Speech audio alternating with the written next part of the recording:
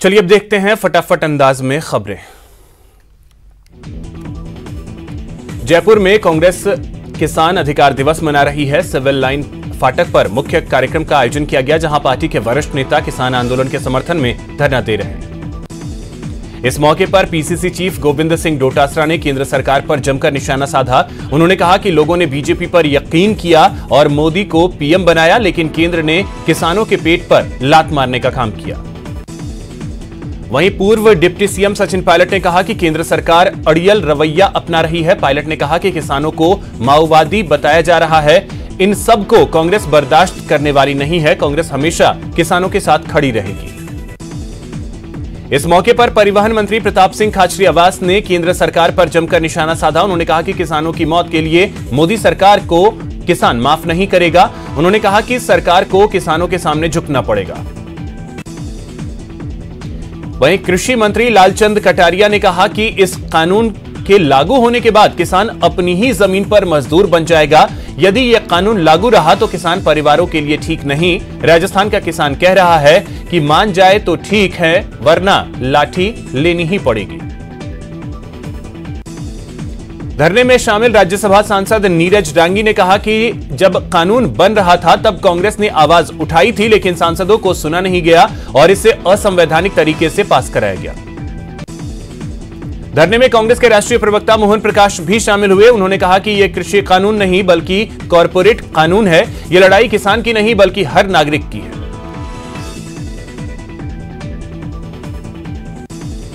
इस मौके पर ऊर्जा मंत्री बीडी कल्ला ने केंद्र पर करारा वार किया। कल्ला ने कहा कि केंद्र लगातार पेट्रोल डीजल की कीमतें बढ़ा रही है। उन्होंने कहा कि तीनों कानून किसान के लिए घातक हैं। धरने के दौरान यूडीएच मंत्री शांति धारीवाल स्वास्थ्य कारणों से मंच पर नहीं बैठकर आम कार्यकर्ताओं के साथ मंच के नीचे कुर्सी पर बैठे। धारीवाल मजाकिया अंदाज में कहा, मैं कुर्सी नहीं छोड़ सकता, मंच पर कुर्सी है नहीं, इसलिए यहां आम कार्यकर्ताओं के बीच कुर्सी पर बैठा हूं। कृषि कानूनों के खिलाफ किसानों का आंदोलन आज 51वें दिन भी जारी है। इस बीच एक बार फिर सरकार और किसानों के बीच विज्ञान भवन में 9वें दौर की बातचीत चल रही है। बातचीत से पहले कृषि मंत्री नरेंद्र सिंह तोमर ने कहा कि सुप्रीम कोर्ट का कमेटी बनाने का फैसला स्वागत योग्य है। हम कमेटी के सामने अपना नजरिया रखेंगे और हम बातचीत से मसले का हल निकालना चाहते हैं। किसानों से बातचीत से पहले कृषि राज्य मंत्री कैलाश चौधरी ने कहा कि किसानों के साथ सकारात्मक बातचीत होगी। उन्होंने आज की बातचीत में समाधान की उम्मीद जताई। इसके साथ ही कैलाश चौधरी ने कांग्रेस नेता राहुल गांधी पर निशाना साधा। उन्होंने कहा कि राहुल गांधी किसानों को भड़का रहे हैं और आग में घी डालने का काम कर रहे हैं। बातचीत से पहले किसान नेताओं ने कहा कि वे सरकार के साथ बैठक जरूर कर रहे हैं, लेकिन उन्हें ज्यादा उम्मीद नहीं है। किसान नेताओं ने कहा कि वे सिर्फ और सिर्फ कृषि कानूनों की वापसी चाहते हैं। किसान 26 जनवरी को लाल किले पर ट्रैक्टर रैली नहीं निकालेंगे। किसान संगठन की ओर से कहा गया है कि अब किसान दिल्ली बॉर्डर पर ही रैली निकालेंगे। भारतीय थल सेना आज अपना 73वां स्थापना दिवस मना रही है। इस मौके पर राजधानी दिल्ली में कैंट स्थित करियप्पा ग्राउंड में सेना दिवस परेड का आयोजन किया गया। थल सेना प्रमुख जनरल एम नरवणे ने परेड की सलामी ली और सैनिकों को संबोधित किया।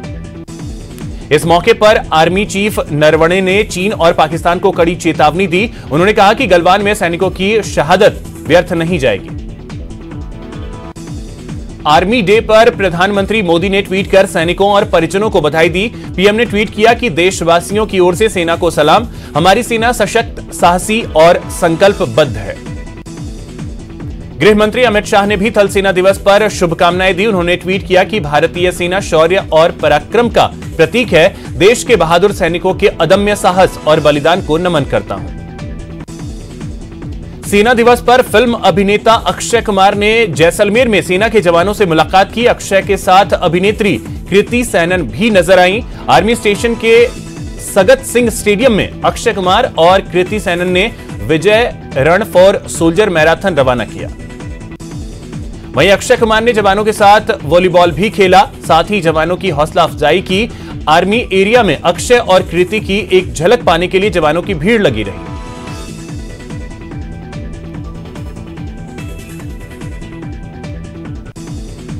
राजधानी दिल्ली के राजपथ पर गणतंत्र दिवस की परेड के लिए रिहर्सल चल रहा है। आईटीबीपी के जवानों ने आज राजपथ पर फुल ड्रेस रिहर्सल किया। अयोध्या में बनने वाले श्री राम मंदिर निर्माण के लिए वीएचपी आज से चंदा जमा करेगी। इस अभियान की शुरुआत राष्ट्रपति से चंदा लेकर हुई। 27 जनवरी तक यह अभियान चलेगा। विधानसभा चुनाव से पहले टीएमसी में टूट का सिलसिला थमने का नाम नहीं ले रहा है। इस कड़ी में नया नाम बीरभूम से तृणमूल सांसद शताब्दी राय का भी जुड़ सकता है। उन्होंने सोशल मीडिया पर लिखा कि नए साल में फैसला लेना है, अगर लिया तो 16 जनवरी को 2 बजे तक बता दूंगी। कोरोना के खिलाफ कल से कारगर लड़ाई शुरू होगी। पीएम मोदी देश भर में टीकाकरण अभियान की शुरुआत करेंगे। इस दौरान वीसी के जरिए 3000 वैक्सीन सेंटर जोड़ेंगे। एक सेंटर पर 100 लोगों को वैक्सीन दी जाएगी। कल से शुरू हो रहे वैक्सीनेशन को लेकर स्वास्थ्य मंत्री डॉक्टर रघु शर्मा ने कहा कि राजस्थान वैक्सीनेशन के लिए पूरी तरीके से तैयार है। उन्होंने कहा कि सेकेंड फेज वैक्सीन के लिए भी केंद्र सरकार से बात हुई है। उन्होंने कहा कि कल इसको लेकर वीसी के जरिए वो खुद और सीएम गहलोत पीएम की वीसी से जुड़ेंगे। जयपुर में भी कल से वैक्सीनेशन की शुरुआत होगी, जहां एसएमएस मेडिकल कॉलेज के प्रिंसिपल डॉक्टर सुधीर भंडारी सबसे पहले टीका लगवाएंगे। डॉक्टर सुधीर भंडारी ने कहा कि वैक्सीन को राजनीति से दूर रखना चाहिए। कोरोना वैक्सीनेशन को लेकर जोधपुर में भी तैयारियां जोरों पर है। 36,000 वैक्सीन की खेप कल शाम जोधपुर पहुंची। देश के सबसे बड़े टीकाकरण अभियान की शुरुआत कल से होने जा रही है, जिसके लिए चित्तौड़गढ़ में भी स्वास्थ्य विभाग ने तैयारियां पूरी कर ली हैं। पहले चरण के लिए होने वाले टीकाकरण के लिए 13,220 वैक्सीन की डोज चित्तौड़गढ़ पहुंच चुकी है। 12 में भी 9,180 वैक्सीन की डोज पहुंच चुकी है। सीएमएचओ कार्यालय में वैक्सीन लेकर आई गई और यहां पर टीम का स्वागत डॉक्टर संपत राज ने किया। 20 जिलों के 90 नगरीय निकायों में होने वाले चुनाव के लिए नामांकन दाखिल करने का काम पूरा हो गया है। आज नामांकन का आखिरी दिन था। 16 जनवरी को नामांकन पत्रों की जांच होगी, जबकि 19 जनवरी को 3 बजे तक प्रत्याशी अपना नाम वापस ले सकेंगे। सभी प्रक्रियाएं पूरी होने के बाद आयोग 20 जनवरी को प्रत्याशियों को चुनाव चिन्ह आवंटित करेगा। निकाय चुनाव के लिए 28 जनवरी को वोटिंग होगी और 31 जनवरी को सुबह 9 बजे से काउंटिंग शुरू होगी। निकाय चुनाव के लिए नामांकन के आखिरी दिन डूंगरपुर में पर्चा दाखिल करने का सिलसिला जोरों पर रहा। कांग्रेस और बीजेपी के उम्मीदवारों ने रैली निकालकर जोरदार प्रचार किया और सागवाड़ा रिटर्निंग अधिकारी कार्यालय में नामांकन दाखिल किया। बूंदी जिले में 28 जनवरी से होने वाले नगर निकाय चुनाव के नामांकन के आखिरी दिन भारी भीड़ उमड़ी। जिताऊ और टिकाऊ प्रत्याशियों के चयन के लिए मंथन में उलझी कांग्रेस और बीजेपी ने अभी तक टिकटों की घोषणा नहीं की थी। डूंगरपुर में निकाय चुनाव को लेकर राजनीतिक सरगर्मियां तेज हैं। बीजेपी खेमे में टिकट वितरण को लेकर हेराफेरी की खबर भी सामने आई है। लोकसभा अध्यक्ष ओम बिरला ने कोटा में जनसुनवाई कार्यक्रम में भाग लिया। लोगों ने अपनी परेशानियों से लोकसभा अध्यक्ष को अवगत करवाया। केंद्र सरकार देश भर से लापता चल रहे 4,21,255 घुसपैठियों की तलाश शुरू कर दी है। इसके लिए राज्य सरकार को भी विशेष दिशा निर्देश दिए गए हैं। केंद्रीय गृह मंत्रालय के आदेशों की पालना के तहत गहलोत सरकार ने गृह सचिव एलएन मीणा की अध्यक्षता में कमेटी गठित की है। कमेटी के गठन के बाद गृह सचिव एलएन मीणा ने वीडियो कॉन्फ्रेंसिंग के जरिए सभी इंटेलिजेंस एसपी से संवाद किया। राजसमंद में एसीबी की टीम ने एएसआई को 5,000 की रिश्वत लेते हुए ट्रैप किया है। क्षितिज जैन नाम के युवक पर छेड़छाड़ और मारपीट का मामला दर्ज था। भरतपुर में मकान विवाद में एक युवक ने दूसरे युवक पर चाकू से हमला कर दिया, जिससे युवक की नाक कट गई। घायल युवक को अस्पताल में भर्ती करवाया गया। पाली के सोजत थाना इलाके में पुलिस ने अवैध शराब से भरे एक डंपर को जब्त किया है। डंपर से हरियाणा में बनी 250 पेटी अंग्रेजी शराब मिली है। इस मामले में एक शराब तस्कर को गिरफ्तार किया गया। भरतपुर के बयाना में बदमाशों ने एक्सिस बैंक में जमकर उत्पात मचाया। बदमाशों ने एटीएम के बाहर लगे शीशे के गेट को भी तोड़ दिया। जैसलमेर के फलसूंड में एक नाबालिग की गला रेतकर हत्या कर दी गई। जानकारी के मुताबिक नाबालिग लड़का खेत में काम कर रहा था। इसी दौरान इस वारदात को अंजाम दिया गया। जैसलमेर के पोखरण में पेड़ से लटका हुआ एक शव मिला है। जानकारी मिलने के बाद पुलिस मौके पर पहुंची और शव को अपने कब्जे में लिया। कोटा के महावीर नगर में एक कार और बाइक में आमने सामने की भिड़ंत हो गई। इस हादसे में बाइक सवार की मौत हो गई। बाड़मेर के हिंगलाज नगर में एक मकान में खड़ी बाइक और स्कूटी में बदमाशों ने आग लगा दी, जिससे स्कूटी और बाइक जलकर खाक हो गई। जोधपुर में चोरों ने ज्वेलरी शॉप को निशाना बनाया और 3 लाख की ज्वेलरी पर हाथ साफ कर लिया। चोरी की यह वारदात सीसीटीवी कैमरे में कैद हो गई। उदयपुर जिले के सराड़ा थाना क्षेत्र में कई दिनों से बंद पड़े मकान में चोरों ने धावा बोल दिया। चोरों ने मेन गेट का ताला तोड़कर घर के अंदर बने लॉकर, अलमीरा और बाकी जगहों में तोड़फोड़ की और सामान चुराकर भाग गए। भीलवाड़ा में पुलिस ने NH 758 पर नाकाबंदी कर एक गाड़ी से करीब 104 किलो डोडा पोस्त बरामद किया। झालावाड़ में झालरापाटन थाना पुलिस बसों से यात्रियों का सामान चुराने वाले 2 शातिर चोरों को गिरफ्तार किया। कोटा में पुलिस के एहतियात बरतने के बाद भी मकर संक्रांति पर जमकर पतंगबाजी हुई। पतंगबाजी में करीब 3 दर्जन पक्षी चाइनीज मांझे से घायल हो गए। राजसमंद में अमेठ नगर पालिका के गठन के बाद से ही सत्ता पक्ष और विपक्ष के बीच खींचतान जारी है। इसी क्रम में बीजेपी पार्षदों ने SDM कार्यालय के सामने विरोध प्रदर्शन किया। कोटा के सांगोद में कांग्रेसी कार्यकर्ताओं ने बीजेपी के पूर्व विधायक हीरालाल नागर का पुतला फूंका। कार्यकर्ताओं ने कहा कि पूर्व विधायक हीरालाल नागर ने सांगोद विधायक भरत सिंह के खिलाफ झूठा और अनर्गल बयान दिया है। भरतपुर नगर निगम आयुक्त राजेश गोयल और कच्चा परकोटा नियमन संघर्ष समिति के प्रतिनिधि मंडल के बीच बैठक आयोजित की गई। बैठक में परकोटे में रहने वाले लोगों के लिए राज्य सरकार को एक प्रस्ताव भेजने के बारे में विचार विमर्श किया गया। करौली के महवा स्टेट हाईवे पर रेलवे ओवरब्रिज के नजदीक सड़क टूट गई है। सड़क टूटने से गड्ढे बन गए हैं, जिसमें जलभराव होने की वजह से आए दिन हादसे होते रहते हैं। कोटा उत्तर नगर निगम के वार्ड नंबर 31 के पार्षद नवल सिंह ने सफाई कर्मचारियों को सम्मानित किया। पार्षद नवल सिंह ने कहा कि सफाई कर्मचारी स्वच्छता की रीढ़ की हड्डी हैं। चित्तौड़गढ़ में यातायात पुलिस को बॉडीगार्ड कैमरे उपलब्ध करा दिए गए हैं।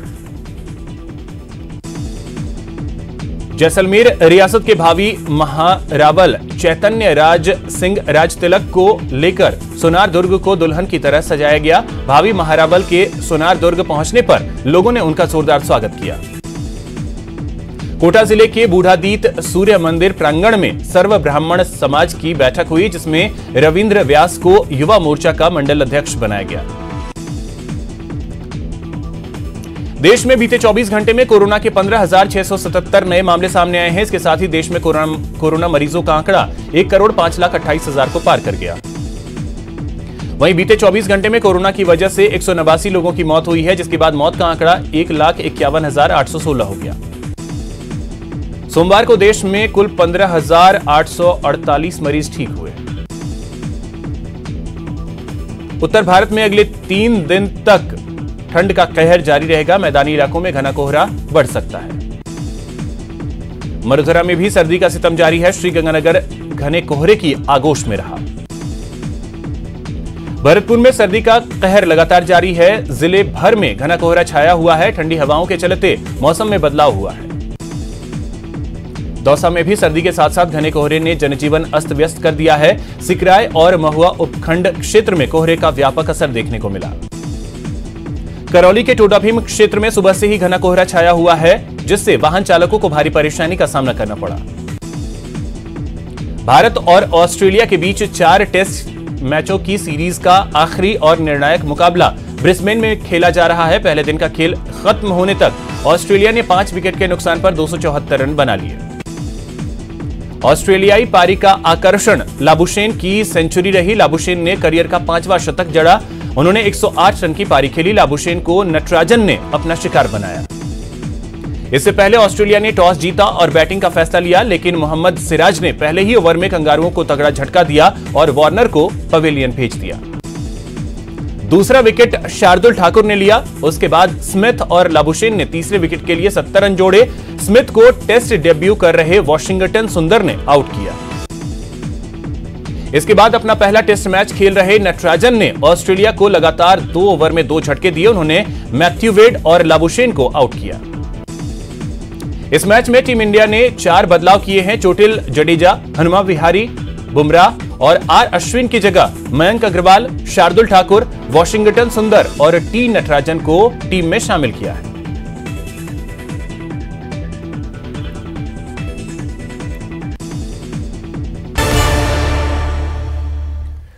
ब्रेक के बाद आपका स्वागत है। एक बड़ी खबर आपको बता दें, जोधपुर से है, जहां पर हैंडीक्राफ्ट फैक्ट्री में आग लग गई है। बोरानाडा स्थित शेखावाटी हैंडीक्राफ्ट फैक्ट्री में भीषण आग लगी है। ये तस्वीरें भी हम आपको दिखा रहे हैं। शेखावाटी हैंडीक्राफ्ट फैक्ट्री में भीषण आग लग गई। बोरानाडा की ये तस्वीरें जहां पर आप देख सकते हैं भीषण आग लगी है। फायर ब्रिगेड भी मौके पर पहुंच गई है और उसके बाद आग पर काबू पाने का प्रयास जो है वो किया जा रहा है। ये तस्वीरें आप देख करके आप खुद अंदाजा लगा सकते हैं कि आग कितनी भीषण है।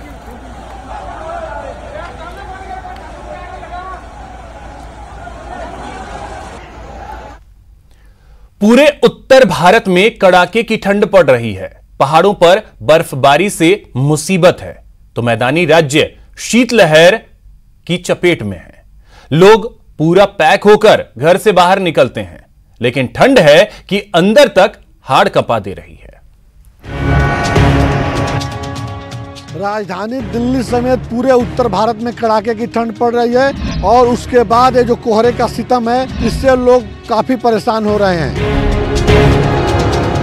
पूरे उत्तर भारत में सर्दी सितम ढा रही है। पिछले एक हफ्ते से लोगों को अंदर तक हाड़ कंपाने वाली ठंड और गलन का सामना करना पड़ रहा है। वहीं कई शहरों में शीतलहर और कोहरे से लोगों की हालत खराब है। हर किसी की ज़बां पर सर्दी, हाय सर्दी, उफ सर्दी का नाम है। आप देख सकते हैं कि इस समय मैं राजपथ पर हूँ और जो लोग घरों से निकले हुए हैं वो गाड़ियों की हेडलाइट जला के चल रहे हैं। क्योंकि विजिबिलिटी बहुत कम है। मौसम विभाग ने अलर्ट किया है कि आने वाले 2 दिनों तक जो है इसी तरह के घने कोहरे का लोगों को सामना करना पड़ेगा। जम्मू कश्मीर से लेकर मध्य प्रदेश तक, राजस्थान से लेकर बिहार और झारखंड तक सर्दी कड़ाके की है। हालांकि दिन में धूप की वजह से लोगों को थोड़ी राहत मिल जा रही है, लेकिन सुबह और शाम को सर्दी दिन की पूरी कसर निकाल दे रही है। जम्मू कश्मीर, हिमाचल और उत्तराखंड में बर्फबारी से चारों तरफ बर्फ की चादर है। झील और तालाब जम गए हैं। वहीं घने कोहरे की वजह से रेलगाड़ियां देर से चल रही हैं। आप टीवी स्क्रीन पर श्रीनगर में जम गई डल झील, पहाड़ों पर बर्फबारी, देरी से चल रही रेलगाड़ी, पटना में घने कोहरे और ठंड के साथ दिल्ली में घने कोहरे के बीच गणतंत्र दिवस के लिए चल रही परेड की रिहर्सल देख रहे हैं। उसमें तो 2-3 दिन पहले इतना अच्छा मौसम था कि धूप में गर्मी लगती थी, अब तो धूप निकल ही नहीं रही है। अब हमने तो यहाँ 5 बजे पहुँच गया, लेकिन अभी तक आया नहीं। अभी कह रहा 2 घंटा लेट है। मौसम विभाग के मुताबिक अगले 2 दिनों तक ठंड और सेहत से राहत मिलने के कोई आसार नहीं है, बल्कि ठंड बढ़ और सकती है। बर्फबारी के बाद श्रीनगर में पारा -7.8 डिग्री तक पहुंच गया है। यूपी में शीतलहर का ऑरेंज अलर्ट जारी किया गया है। वहीं राजस्थान में माउंट आबू में सबसे ज्यादा ठंड दर्ज की गई है। पंजाब, हरियाणा में अगले 4 दिन तक शीतलहर और पाला गिरने का अनुमान है, जिसका असर पूरे उत्तर भारत में देखने को मिलेगा। Camera person Anil Sharma. वहीं मरुधरा में भी शीतलहर का कहर जारी है। कहीं कोहरा तो कहीं बर्फीली हवाओं ने कहर बरपा रखा है। तस्वीरें हम आपको 3 जगहों की दिखा रहे हैं। श्रीगंगानगर, भरतपुर और करौली की ये तस्वीरें आप देख सकते हैं, जहां तेज ठंड और घने कोहरे की वजह से लोगों की परेशानी बढ़ गई है और एकमात्र सहारा अलाव ही नजर आता है। कोहरे की वजह से विजिबिलिटी जो है वो काफी कम हो गई है। वाहन चालकों को परेशानी का सामना करना पड़ता है। तो श्रीगंगानगर, भरतपुर और करौली की ये तस्वीरें। फिलहाल इतना ही। नमस्कार।